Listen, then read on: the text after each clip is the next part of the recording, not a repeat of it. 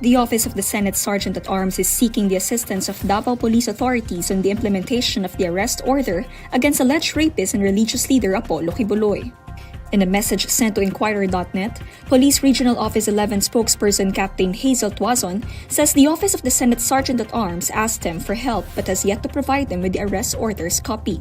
Tuazon adds that the Police Regional 11 is directed to assist the Office of the Senate Sergeant-at-Arms in implementing the contempt warrant. On March 19, Quiboloy was ordered arrested and detained by the upper chamber for his continued refusal to face the Senate's investigation of his alleged crimes. Senator Risa Ontiveros, who heads the Committee on Women, Children, Family Relations, and Gender Equality, issued the order signed by Senate President Juan Miguel Zubiri on March 19. The Senate started its inquiry last January 23 after former members of Kingdom of Jesus Christ claimed to have witnessed instances of sexual abuse within the organization.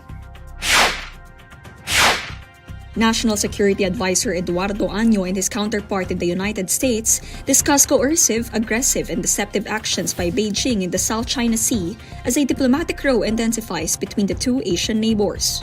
In a statement, Año expresses his appreciation for the United States' continued assurances and reaffirmation of its ironclad commitment to their alliance. The phone call on Monday was on the heels of a series of maritime run-ins and heated verbal exchanges between China and the Philippines that has triggered concern about an escalation at sea. On March 28, President Bongbong Marcos said there would be countermeasures against aggression by China's Coast Guard, while Beijing accused the Philippines of treachery and reneging on a promise to tow away an old naval vessel grounded intentionally on a disputed shoal. Meanwhile, Defense Secretary Gibo Teodoro tells Filipinos in an open letter to not fall into the trap set by Chinese propaganda. China claims almost the entire South China Sea as its territory, policed by an armada of Coast Guard vessels.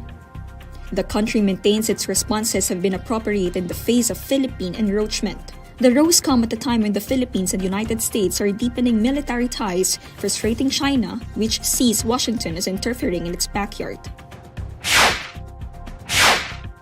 Health Secretary Teodoro Orbosa believes that the outbreak of the respiratory infection Pertussis in the country is now under control. In an interview, Orbosa says cases have likely plateaued and the Regional Epidemiology Surveillance Unit is closely monitoring the situation.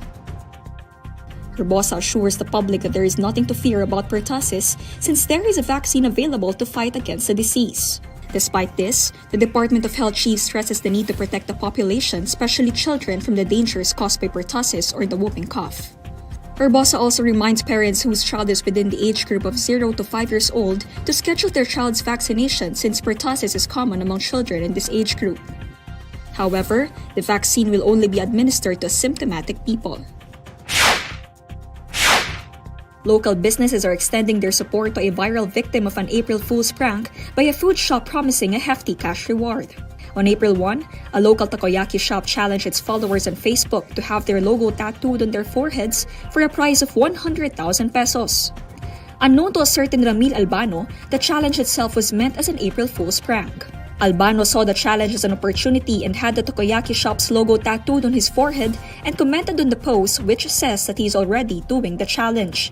After Albano did the challenge, the takoyaki shop deleted its post and released a statement saying that it was only a prank. The incident went viral on social media, resulting for other businesses to shoulder the supposed prize for Albano. Meanwhile, netizens pointed out the takoyaki shop's actions towards the incident, calling on others to boycott the establishment. In a video posted recently on Facebook, the owner of the takoyaki store, Carl Kion, rewarded the victim with their promised money. Kion issued a public apology emphasizing that the incident should serve as a lesson to exercise responsibility in posting on social media.